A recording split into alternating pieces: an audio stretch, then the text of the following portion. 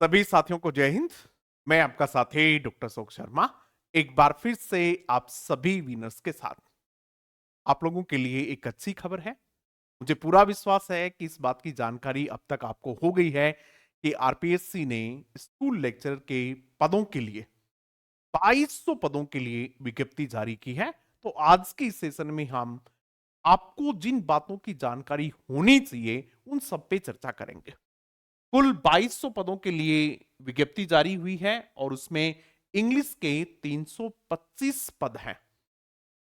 जब मैं ये विज्ञप्ति देख रहा था तो बाकी सब्जेक्ट्स की भी देख रहा था, तो यदि हिंदी को छोड़ दी जाए, कॉमर्स को छोड़ दिया जाए, तो फिर सबसे ज्यादा पदों पर यानी 325 पदों पर इंग्लिश की विज्ञप्ति जारी हुई है।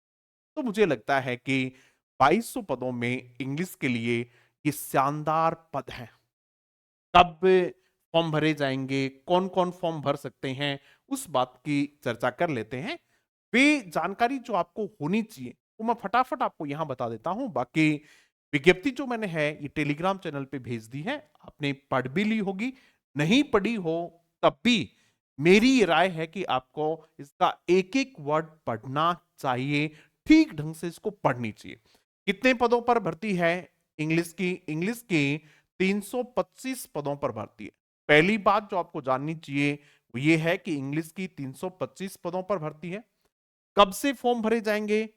5 नवंबर से फॉर्म भरे जाएंगे और 4 दिसंबर तक फॉर्म भरे जाएंगे। दूसरी बात आप लोगों को यह जाननी जरूरी है। तीसरी बात, फॉर्म कौन भर सकते हैं? क्या कोई मिनिमम परसेंटेज भी रिक्वायर्ड है? नहीं, ऐसा कुछ भी नहीं है। संस्कृत डिपार्टमेंट में जब भर्ती हुई थी तो उसके लिए मिनिमम परसेंटेज रिक्वायर्ड थी। इसमें ऐसा कुछ भी नहीं है। जो बच्चे पास हैं, जैसे जो पीजी हैं, वो फॉर्म भर सकते हैं। तो इसमें ऐसा कुछ भी नहीं है। तो यानी मिनिमम जो परसेंटेज थी एमए के लिए वो इसमें रिक्वायर्ड नहीं है, जैसा कि संस्कृत डिपार्टमेंट में होता है।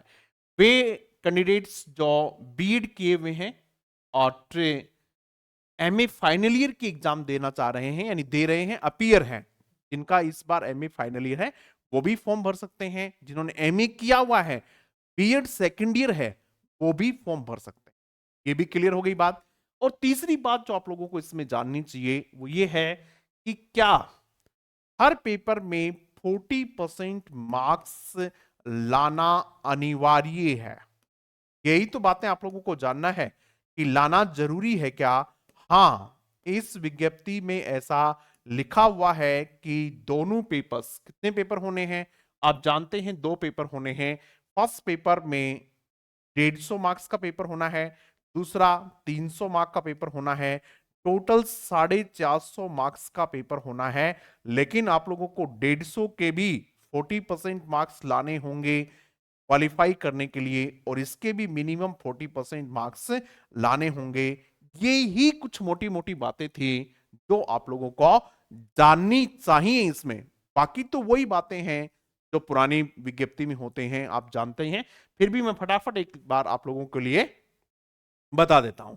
इंग्लिश के पद कितने हैं ये मैंने आप लोगों को बता दिया है। उसके बाद दूसरी बात जो आप लोगों को जाननी चाहिए वो,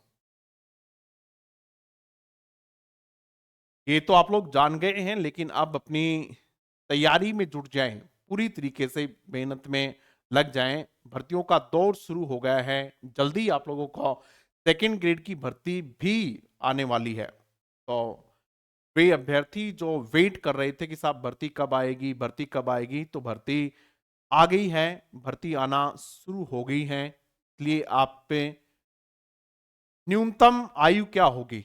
1/1/2025 को 21 वर्ष व अधिकतम 40 वर्ष। ये भी एक जानकारी जो आपको होनी चाहिए। 1/1/2025 को न्यूनतम 21 वर्ष का होना चाहिए और अधिकतम कितना होना चाहिए? 40 वर्ष का होना चाहिए। रिलैक्सेशन जो है वो होंगे, जो छूट होते हैं, मतलब अलग अलग प्रकार के जो छूट होती हैं कैटेगरीज के लिए, वो होंगी ही होंगी। ये देखिएगा, 5/11/2024 से, यानी 5 नवंबर से लेके 4 दिसंबर तक फॉर्म भरे जाएंगे। ये आवेदन की अवधि इसमें लिखी हुई है। परीक्षा स्थान और तिथि के संबंध में यथा समय सूचित कर दिया जाएगा।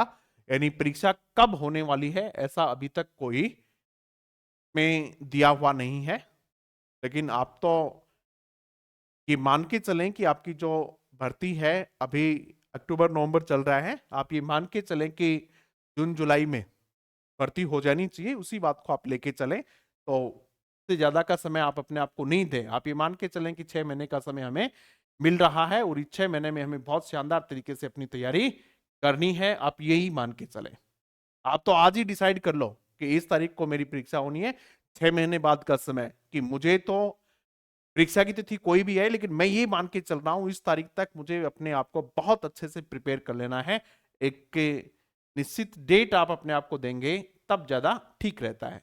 जिस बात का जिक्र मैं कर रहा था वो ये है कि फर्स्ट 40% मार्क्स होना जरूरी है हर पेपर में, ऐसा इसमें लिखा हुआ है, विज्ञप्ति में स्पष्ट लिखा हुआ है कि 5वां पॉइंट जो है वो लिखा हुआ है, the minimum qualifying marks for each paper shall be 40%। 40% लाना होगा, provided that the percentage fixed as above shall be relaxed by 5% for the candidates belonging to SC and ST। SC और ST के बच्चों के लिए 5% की जो छूट होती है वो होती है, अदरवाइज सब लोगों को 40% लाने होंगे। और ये स्कीम और सिलेबस है, 40 यानी 450 मार्क्स होंगे, minimum 40% marks shall be awarded for party, ये अलग चीज है, ये उनके कोच वगैरह के भी साथ ही दिए हुए हैं। तो यही कुछ बातें थी जो आप लोगों को जाननी थी कि इसमें